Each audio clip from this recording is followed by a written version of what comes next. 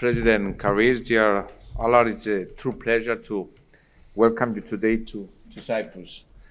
Despite the geographical distance that separates our countries, Cyprus and Estonia are similar in more ways than meet the eye, as we started to discover already back in 1992 when we established our diplomatic relations. We are both small and resilient countries located on different edges of Europe. More importantly, we are two countries that geography has defined and continues to define their respective histories. Our people are active and ingenious in advancing their development and that of their countries. We also share the same set of values, the constant pursuit for peace and unwavering commitment to the principles of international law as the foundation that underpins the rules-based international order. Dear friends, with President Karis, we had the opportunity to discuss today, inter alia, our bilateral relations, European affairs, global and regional developments, as well as the Cyprus issue. Let me start with our bilateral relations. I'm very pleased to attest that the understanding and cooperation between Cyprus and Estonia across the board is stronger than ever before. This fact is reflected in the steady flow of high-level visits in recent years, in the enhanced trade figures, and in the unprecedented levels of people-to-people contacts, which we very much welcome. We agreed to further deepen our cooperation at all levels by exploring new areas such as investment, cybersecurity, and maritime affairs. In this context, I welcome the fact that President Karis is accompanied by a sizable business delegation, the members of which will have the opportunity later today to engage with their Cypriot counterparts in a bilateral forum hosted by the Cyprus Chamber of Commerce and Industry. I also wish to highlight Estonia's excellence in digital transformation and e-governance, making it a global best practice example, something that I had the opportunity to realize firsthand when I visited Tallinn back in 2021. We have much to learn and gain from Estonia's example in our effort to enhance our own digital governance services, building also on the relevant Memorandum of Understanding that was signed in Tallinn in 2022. The situation in Ukraine, of course, was an important part of our discussions. 2 years since the illegal Russian invasion and continued aggression, we reiterated that illegality cannot and must not be allowed to prevail. We have an obligation to secure and safeguard Ukraine's future as a sovereign, free, and prosperous nation, principles that should be defended in every instance and without any exception. To that end, today we reconfirm that we stand and we will continue to stand by Ukraine and, of course, the right side of history.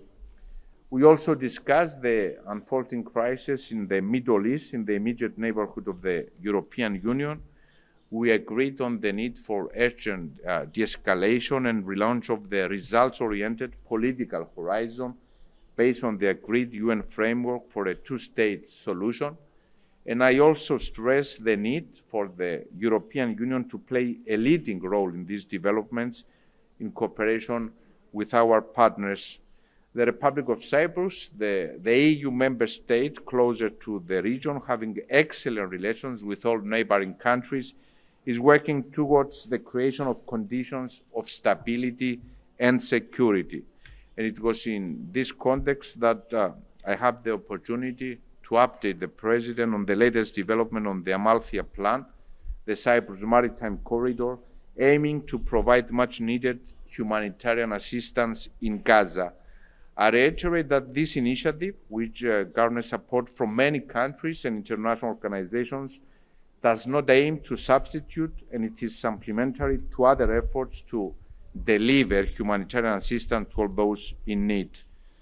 With President Karis, we also, of course, discussed the Cyprus problem as 2024 marks the sober 50th anniversary of the illegal 1974 Turkish invasion of Cyprus and the ongoing military occupation of almost 37% of the territory of the Republic of Cyprus, occupation of EU territory. I reassure the President that my vision and sole pursuit from the very first day of assuming my duties as President of the Republic is to put an end to this half century of occupation, to reunify Cyprus so that all Cypriots can aspire a more brighter common future together. In the same context, I underline the importance of the European Union itself taking a more active role in contributing to these efforts. The tools that the European Union has at its disposal can help us reach a mutually beneficial state of affairs for all, for the Cypriot people, for the European Union, for Turkey, for the wider region. Dear President, in welcoming you again to Cyprus, I would like to know that it has been 20 years since the last and actually first ever of President of Estonia visit to Cyprus in January 2004. The same year, in May 2004, our two countries joined the big family of the European Union, even though we are still considering new member states. 20 years on, it is truly remarkable how our countries and our relations have evolved, thanks also to our common European path and identity. This anniversary, but also your visit today, provide us with an opportunity to reflect on what has been achieved, and most importantly, what is our obligation as member states to provide an even better future for our citizens. Welcome once again, and thank you very much.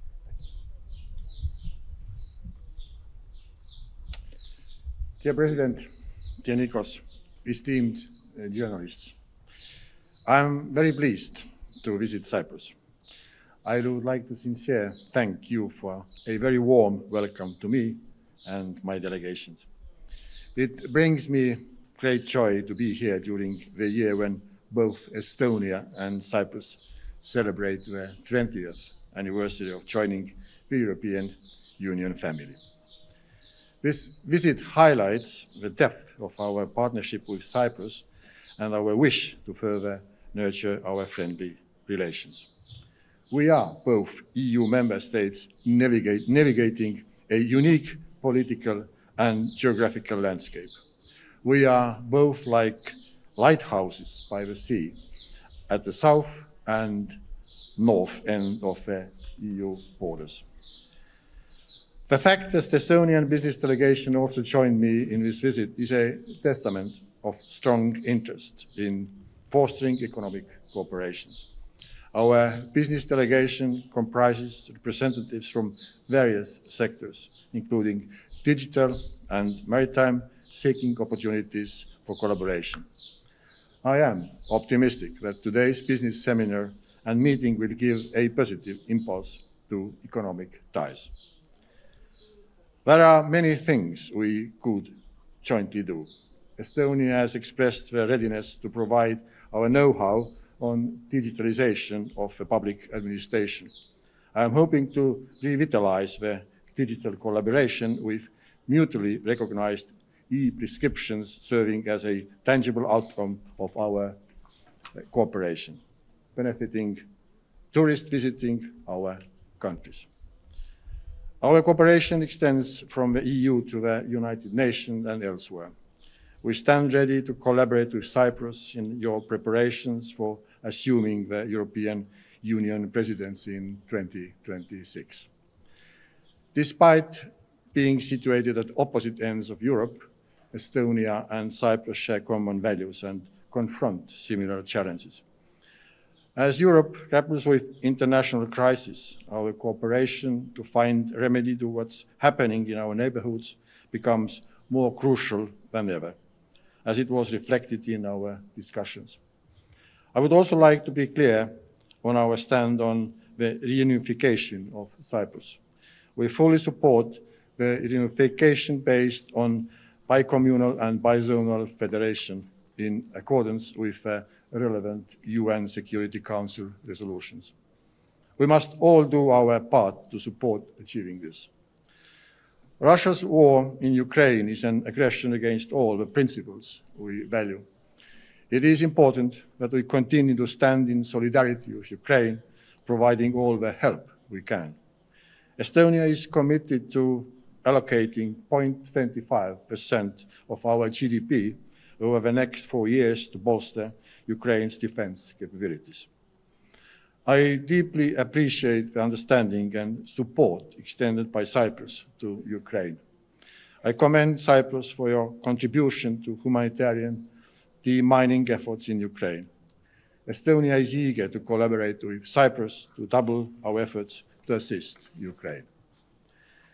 In addition, it is essential that we collectively endeavor to hold Russia accountable for its aggression and crimes against humanity. We must support the implementation of Ukraine's peace formula centered on the principles of the United Nations Charter and the restoration of territorial integrity and sovereignty. Over the last 6 months, we have seen the escalation of a conflict between Israel and Hamas. The humanitarian situation in Gaza remains dire. We highly value all the efforts Cyprus has taken to open a humanitarian corridor, Almantea initiative, to deliver much-needed additional assistance by sea. I echo your President's sentiment that the Almantea journey is one of hope and humanity. The destabilizing developments in Africa remain deeply concerning. The impact extends from Mediterranean to our region. Migrant flows coming from unstable areas and their instrumentalization as part of a hybrid warfare against our societies is unacceptable. I reaffirm Estonia's full support for Cyprus as a frontline member state facing migration challenges. Estonia has actively contributed expertise and resources to EU external border protection through Frontex missions, including in Cyprus. Estonia's overall contribution to Frontex is one of the highest per capita in the EU. Once again, allow me to thank you, dear Nikos, for the warm welcome extended to me. I am confident that this visit will further strengthen the already excellent bilateral relations between Estonia and Cyprus, two close European partners. Thank you.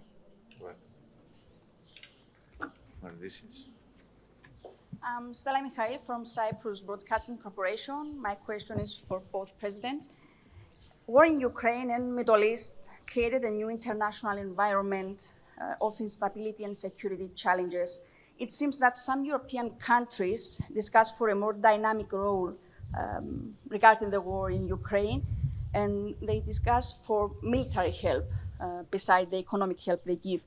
It's a needed choice, or EU should keep its involvement on economic level. And regarding Middle East, it's time for European Union for a more active role, for example, through Cyprus initiative with Plan Amalthea for humanitarian aid to Gaza. Thank you. On the EU front and the support of the European Union towards Ukraine, as I have mentioned, Cyprus from the very beginning was on the right side of the history. We know very well what it means, invasion and occupation. And we believe that the European Union should use all means available in order to face Russian aggression. Of course, each member state has its own capabilities that can offer to the European Union in its effort with other international partners, because the European Union needs the support of other international partners in order to face the situation in Ukraine. Regarding the situation in Gaza, Cyprus is the closest EU member state in the region, a country with excellent relations with all neighbor countries. We're trying our best in order to face the humanitarian challenges in Gaza. But at the same time, we want to see much more EU involvement in the region. I have to praise the fact that the President of the European Commission, before 2 weeks, was visiting Egypt as a clear sign of EU involvement in the region, and I think we need much more involvement, and I hope that pretty soon we'll be in a position to visit the other countries of the region together with the President of the Commission. For example, Lebanon, which is facing a lot of challenges and also is something that is affecting Cyprus and affecting the European Union, and I'm talking about the migration crisis. Thank you for the question. I mean, the first answer to the Ukrainian issue is that Estonia has been supporting Ukraine from the very beginning of its escalation of the war, militarily, humanitarian aid, as well as economically. And we continue to do so. We are a small country, but what we can do, we can just give examples. And we have started already to rebuild or reconstruct Ukraine. We have built kindergarten in Ukraine, also building bridges and so forth. So this is what we should do. And of course, to ask other European countries to give what's needed to Ukraine. I mean, Ukraine needs ammunition first of all. This is what should provide all European countries who has the possibility to do so. So this is what we should do. And to end this war, that's the most important thing, to end this war in Ukraine. It doesn't affect only Ukraine, but it does affect also the whole Europe, the whole Western world, to be honest. And as far as Gaza is concerned, we really appreciate the initiative, what you have done with this corridor to Gaza sector and to help these people who are in need, and to continue to do so. Estonia is doing the same via Frontex, and again, give example to other European countries to end this horrible conflict in Gaza as well. Hello, I'm ιδίαν from the Cyprus News Agency. My question is addressed to both presidents. So, have you discussed specific ways that you can elaborate on with regard to strengthening bilateral relations in the fields of economy and investments, but as well as tourism? We discuss ways how to enhance our bilateral relations. As I mentioned, we have very good bilateral relations, but there are a lot untapped potentials, especially on issues of cybersecurity, digitalization, maritime, and of course tourism. And the fact that the president is in Cyprus with a business delegation, I think is a clear indication of the interest of your business community for investing in Cyprus. And I'm looking forward to reciprocate my visit, coming in Tallinn with a Cypriot business delegation in order to create the conditions for our business people to work together. I think that's the important thing, that your people are going to visit Estonia, because we can come here, tell the stories, but it's important to come and see. And of course, we have something to share with you, and the same is opposite. That means, of course, tourism is one thing, and connections. We mentioned and discussed about direct flights from Tallinn to Cyprus and vice versa, so that we could learn from each other, and not only in a touristical way, but also in different other cultural, let's say, exchange and so forth. So I wouldn't say it's a beginning, but we are a long way to go to make our relations even better. Thank you very much.